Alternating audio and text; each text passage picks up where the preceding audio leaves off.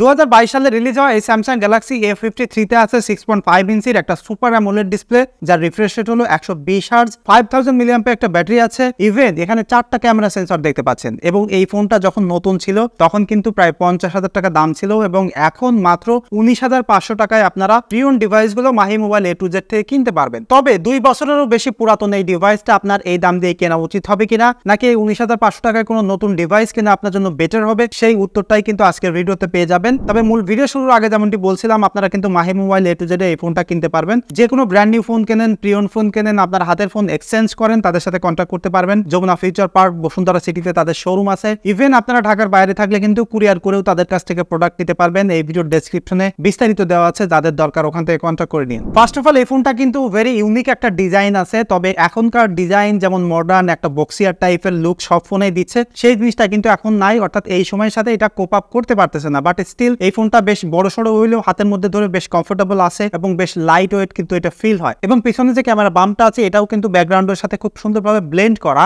এবং এখানে 4টা ক্যামেরা সেন্সর এবং একটা ফ্ল্যাশ লাইট দেখতে পাচ্ছেন। তবে 4টা ক্যামেরা সেন্সর দেখেই লাফাই পড়েন না, এটার বিস্তারিত ক্যামেরা সেগমেন্টে আসবে, তখন বুঝতে পারবেন। তো এটা যেহেতু একটা এ সিরিজের ফোন, সো ডেফিনেটলি এটা স্যামসাং এর মিড রেঞ্জের ফোন। এখানে বিল্ড কোয়ালিটি আমরা প্রিমিয়াম দেখতে পারবো না, যেমনটা এস সিরিজে দেখতে পাই। তো সেই হিসেবে এটাতে কিন্তু অনেক কস্ট কাটিং করা হয়েছে, এবং যার ফলপ্রসূ আমরা এখানে কিন্তু পিছনে প্লাস্টিকের ব্যাগ দেখতে পাচ্ছি। ইভেন এটার ফ্রেমটা কিন্তু প্লাস্টিকের, তবে এটার ফ্রন্টে যে গ্লাস আছে সেটা গরিলা গ্লাস 5 এর প্রোটেকশন রয়েছে। সো বিল্ড কোয়ালিটি স্যাক্রিফাইস করা অ্যাজ ইউজুয়াল, যেমনটা আমরা এক্সপেক্ট করি এসব বাজেটে। তবে লং টাইম ধরে ব্যবহার করলেও কিন্তু এটা বেশ ভালোই চলবে। এটা অলমোস্ট 2 বছরের একটা পুরাতন ফোন, বাট এখনো কিন্তু বেশ ভালো কন্ডিশনেই আছে, রং চং একদমই ওঠে নাই। সো ভালো ফ্রেশ কোয়ালিটিরই কিন্তু এখন ফোনগুলো পাওয়া যাচ্ছে। সো পোর্টস অন বাটনের ক্ষেত্রে এই ফোনটা স্যামসাং এর যে ডিজাইন ল্যাঙ্গুয়েজ সেটাই কিন্তু এখানে দেখতে পারবেন, অর্থাৎ ডান পাশে উপরে ভলিউম বাটন, নিচে পাওয়ার বাটন, এবং একদম বটমে এখানে একটা টাইপ সি পোর্ট আছে, যেটাতে 25 ওয়াট পর্যন্ত ফাস্ট চার্জ সাপোর্ট করে। এই ফোনটাতে কোনো ওয়্যারলেস রিভার্স চার্জ নাই। এবং এখানে একটা সিম স্লটও আছে, যেটাতে একটা ফিজিক্যাল সিম এবং একটা মাইক্রো এসডি কার্ড সাপোর্ট করে। কোনো ভেরিয়েন্ট আছে যেখানে ডুয়াল সিমও সাপোর্ট করে, অর্থাৎ হাইব্রিড দুইটা সিম ব্যবহার করলে মাইক্রো এসডি কার্ড ব্যবহার করতে পারবেন না। সো যেখান থেকে কেনেন ভেরিয়েন্টের ব্যাপারটা একটু দেখে শুনে নিন যে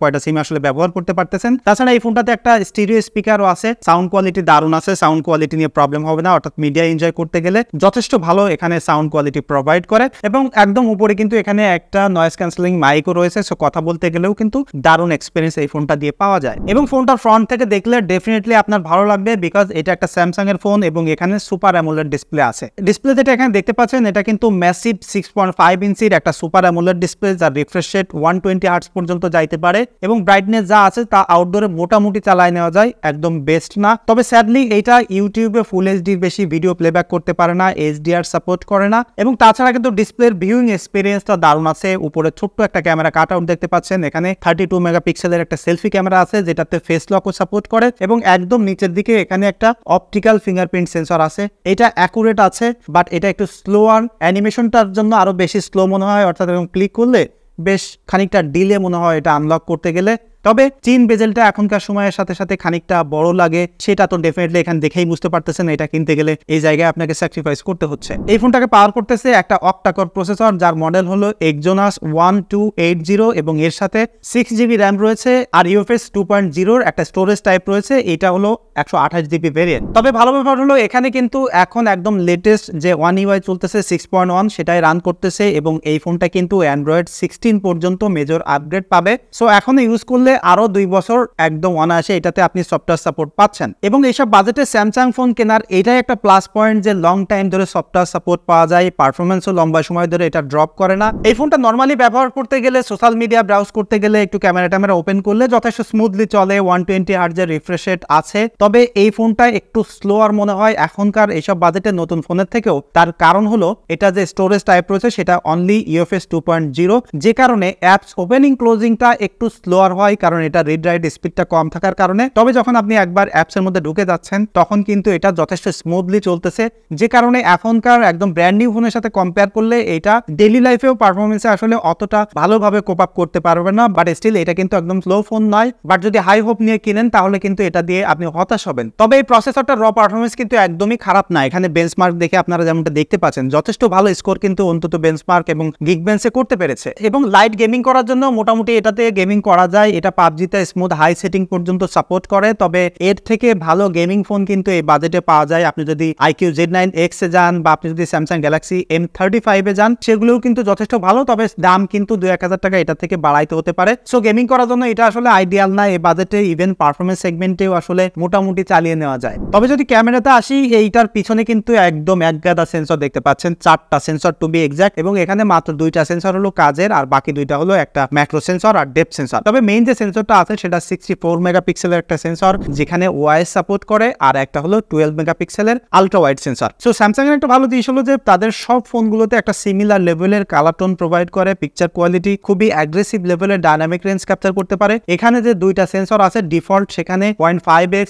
1x এবং 2x এর ফোকাল লেন্থ পাওয়া যায়, অর্থাৎ আলট্রা ওয়াইড থেকে শুরু করে খানিকটা জুম পর্যন্ত এখানে ছবি তোলা যায়, সর্বোচ্চ 30x পর্যন্তও কিন্তু এটাতে ছবি তোলা যায়। সো টেলিফটো লেন্সের অভাব ফিল হবে না, স্টিল নর্মালি ফটো তুলতে গেলে এটা খুবই সুন্দর ডিটেইল প্রোভাইড করে, একদম অ্যাগ্রেসিভলি এক্সপোজার মেইনটেইন করতে পারে, খুব অনেক বেশি হাইলাইট থাকুক সেটাকে ডাউন করতে পারে, অলওয়েজ বেটার এক্সপোজড পিকচার এটাতে পাবেন, এবং যে কালার আছে সেটা কিন্তু সোশ্যাল মিডিয়াতে আপলোড দেওয়ার জন্য রেডি, বেশ ভাইব্রান্স টাইপের পিকচার দিবে। এবং এখানে নাইট মোডেও কিন্তু খুব দারুণ ছবি তোলা যায়, বেশ মোটামুটি ফাস্ট শাটারেই তুলতে পারে, তবে নাইট মোডে প্রচুর নয়েজ গেইন করে, স্পেশালি যদি 2x এর ছবি তোলেন সেখানে প্রচুর নয়েজ থাকে, 1x এবং 0.5x এও কিন্তু নয়েজ আছে।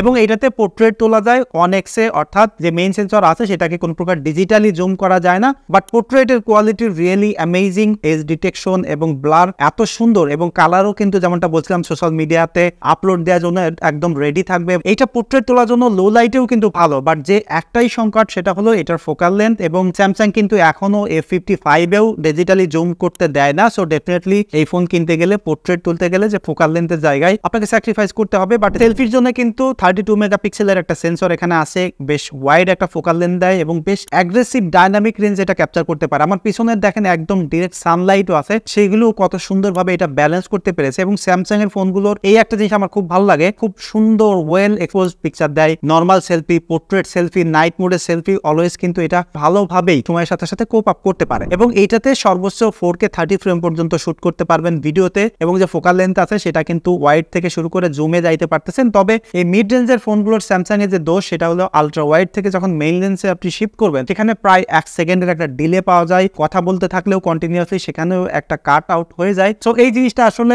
এখনকার মিড রেঞ্জের ফোনেও যেহেতু আছে, সো সেই হিসেবে কিন্তু এখানে কমপ্লেইন করতেছি না, বাট স্টিল যারা আসলে ভিডিও করতে চান তাদের জন্য কিন্তু এই প্রবলেমটা ফেস করতে হবে, যে কারণে জানিয়ে রাখলাম। আরেকটা জিনিস হচ্ছে যে এটাতে কিন্তু 4K তেও 30 ফ্রেমে আপনি সেলফিতে ভিডিও করতে পারবেন, যেখানে যথেষ্ট ভালো ওয়াইড ফোকাল লেন্থ আছে, ডাইনামিক রেঞ্জ ও পিকচারের ক্ষেত্রে যেমনটা ধরে এখানেও যথেষ্ট ভালো আছে, পুরো যে স্ট্যাবিলিটিও ভালো আছে, অর্থাৎ সেলফিতেও এখানে মোটামুটি ভালো ইউজেবল ভিডিও কোয়ালিটি কিন্তু এটাতে পাচ্ছেন। এই ফোনটাতে 5000 মিলিঅ্যাম্পিয়ার একটা ব্যাটারি আছে, যেটাকে 25 ওয়াট পর্যন্ত ফাস্ট চার্জ সাপোর্ট করাতে পারবেন, এবং এটার ব্যাটারি ব্যাকআপ অ্যামেজিং ছিল। আমি 6 ঘন্টা স্ক্রিন অন টাইম পেয়েছি এই ফোনটা দিয়ে, এবং নর্মালি ব্যবহার করতে গেলে 6-7 ঘন্টা স্ক্রিন অন টাইম এটাতে পাওয়া যাবে। সো ব্যাটারি ব্যাকআপ নিয়ে কিন্তু নিশ্চিন্তে থাকা যাচ্ছে এই ফোনটাকে নিয়ে। সো ফাইনালি এই ফোনটা কারা কিনবেন? এই ফোনটা একদম কমপ্লিট প্যাকেজ হিসেবে আসলে অফার করতেছে না, তবে প্রাইস পয়েন্ট হিসেব করলে এটা যথেষ্ট ভালো, কারণ এখানে নেটওয়ার্কের ইস্যুস ফেস করতে হচ্ছে না, গ্রিন লাইনের ইস্যুস ফেস করতে হচ্ছে না, এবং আমি বিভিন্ন জায়গায় সার্চ দিয়ে খোঁজার ট্রাই করলাম গ্রিন লাইন ইস্যুস ব্যাপারে, সেটাও কিন্তু এখানে আমি পাইলাম না। সো সেই হিসেবে কিন্তু এটা মানে কোনো প্রকার টেনশন ফ্রি হিসেবে চালানো যায়।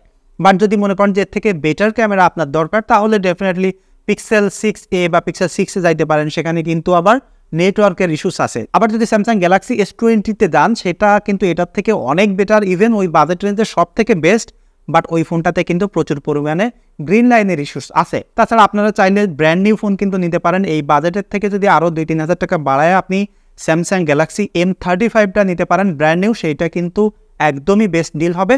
তবে যে ফোনই কেনেন না কেন, Mahi mobile A to Z contact করতে পারবেন, বিস্তারিত এই ভিডিও ডেসক্রিপশন তো দেওয়া আছে। এছাড়া এই ফোনটা যদি আপনারা কেউ ব্যবহার করেন, তাহলে ডেফিনেটলি আপনাদের এক্সপিরিয়েন্স কেমন পাচ্ছেন সেটা কমেন্ট করে জানাতে ভুলবেন না।